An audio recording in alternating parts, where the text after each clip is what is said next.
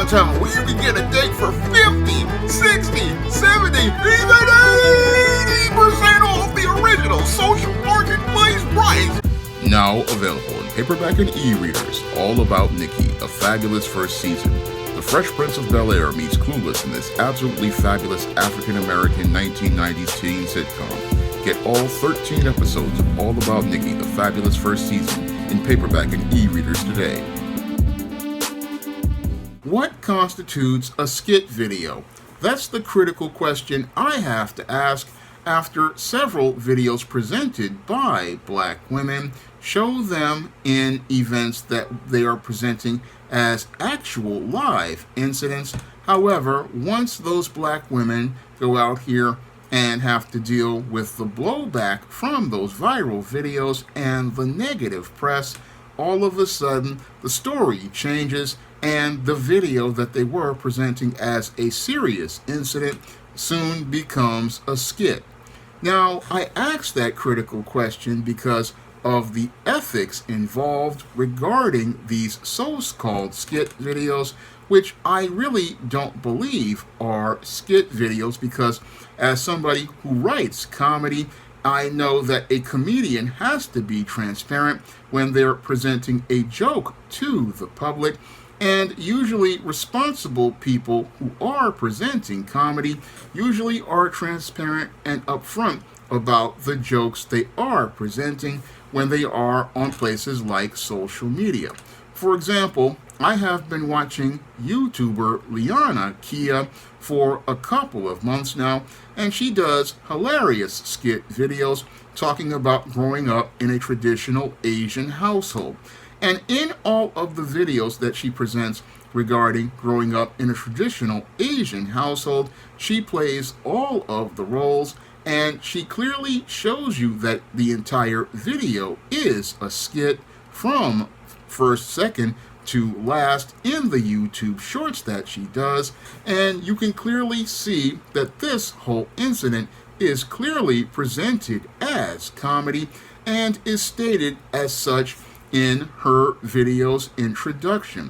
However, when I look at many of the videos presented by black women who are presenting these viral videos, such as the woman who ordered the 48 oysters and the black woman who made the video about not wanting to go to the Cheesecake Factory, I don't see them presenting up front that this is comedy. No, these women go out here and present these videos to the public as serious events, and as they present these videos to the public as serious events, what they do is then look for the video to go viral, and as the video goes viral and they have to deal with the accountability for the negative press that these videos receive, that's where the complete story changes.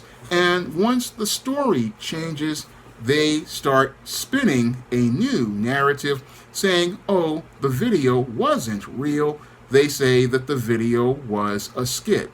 And that's where I call BS on the entire argument that the videos are alleged skits, because if these videos were skits, they would actually come out in the open, present this in the beginning of the video, and do this because this is the ethically right thing to do.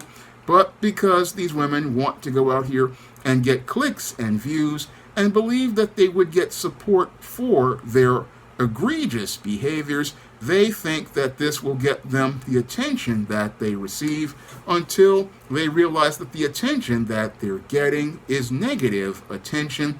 Moreover, they start to see people in society, both men and women, holding them accountable. And when they see people holding them accountable, that's where we start to see the complete story change. And the story is only changing, I believe, because they are being held accountable for their actions. And in many cases, when it comes to women, they don't like being held accountable for their actions. So to avoid being held accountable for their actions, what they do is deflect by saying it's a skit, but any responsible man needs to understand that you cannot go out here and take it as a joke when a woman is openly disrespecting you. Because what those black women were doing in those viral videos where the woman ordered 48 oysters, and the video where the black woman went out here and said she didn't want to go to the Cheesecake Factory, was openly disrespecting men. And as they were openly disrespecting men, they were hoping they would be able to get away with it through a covert contract. They thought, oh, if I go out here and I can disrespect these men, they'll sit there and just sit there and take it. But when they saw men and women pushing back, that's when they wanted to go out here and try to play it off as some sort of joke. Now, in the case of the black woman at the Cheesecake Factory, she is now trying to recant the story, trying to say that the entire thing was a skit.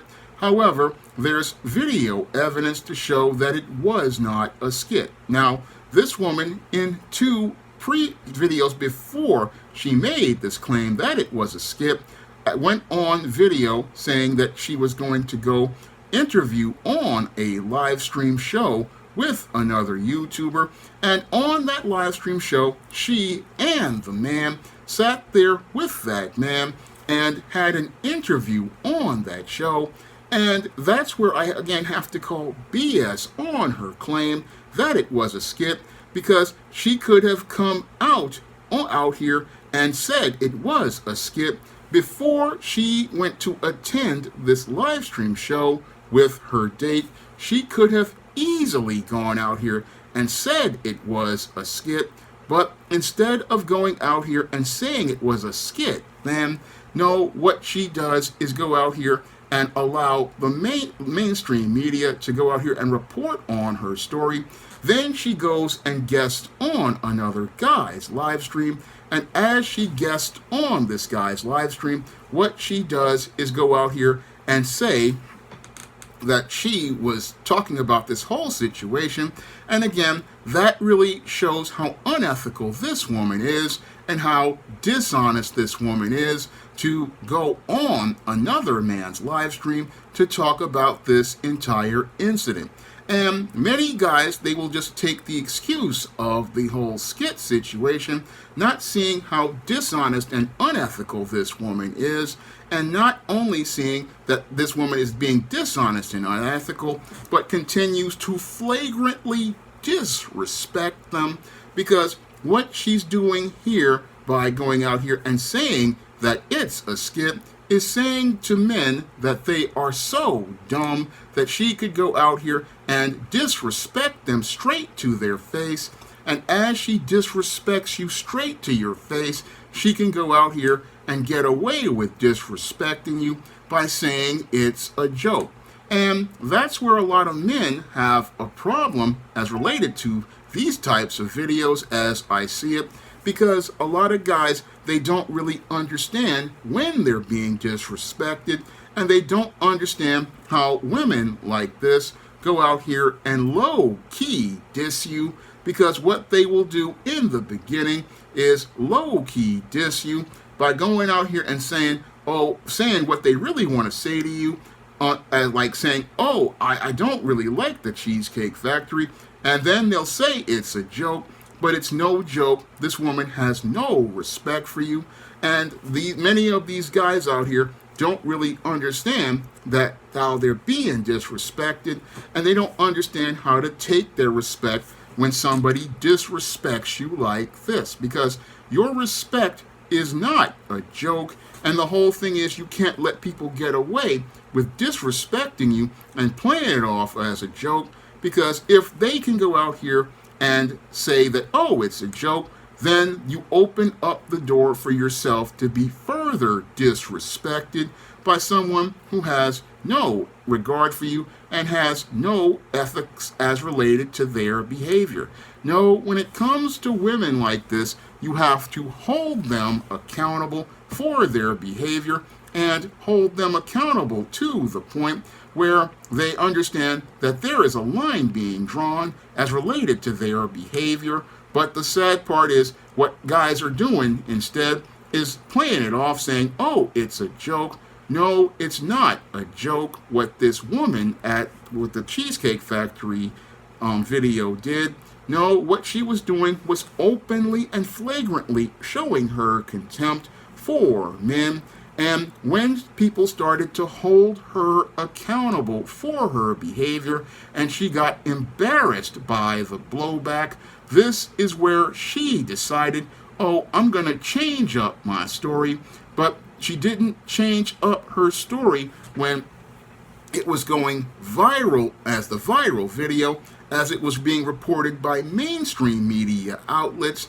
And when she got the interview with the individual, again, all opportunities she could have easily gone out here and put up a video to say that it was a skit, or she could have came out in the beginning by saying, oh, it's comedy. No, what's happening here is that these women, they do these kind of stunts to see what attention, they're going to receive. And when they see that the attention is going to reflect negatively on them and they're going to get embarrassed, that's where they try to spin their way out of it. And sadly, you've got a lot of guys out here who don't really understand this type of disrespect, and they sit there and go, oh, it's a skit, she's really just being funny. No, that's where you hold the line and check women like this. That's where you hold the line and let them know, no, you're not going to disrespect me, because what they do is if you give them a pass, they will go out here and further escalate their disrespect of you. So this is the problem a lot of guys have. They don't understand when somebody is disrespecting them, and they don't understand that if you let somebody sneak diss you, what they're going to do is go from sneak dissing to coming up to you in your face and disrespecting you and embarrassing you in front of people. Because again, the way women behave is a reflection of the men in the society. And when the men give women a pass, what they do, what you're doing is opening up a door for further disrespect. And that's what these so-called skits really are. Passively, what they want to do is present an incident to show how entitled they are, but aggressively what they want to do is take a shot at men by showing how little respect they have. And then when they show their disrespect and contempt towards you, what they hope to do when you call them on it is, oh, I'm just joking. This is the type of stuff I have run into ever since junior high school and high school. And sadly, I've seen too many guys not come hard at it and let these women know where the line is. And this is why you see this passed on from generation to generation. And these whole spin narrative that they have of skits, don't fall for that bullshit, because that is not what these women are doing. No, this ain't no skit, and your respect is not a joke, because your respect is one of the most important intangibles of your manhood, and your respect is the most important thing you need to have as related to the way people treat you in social circles.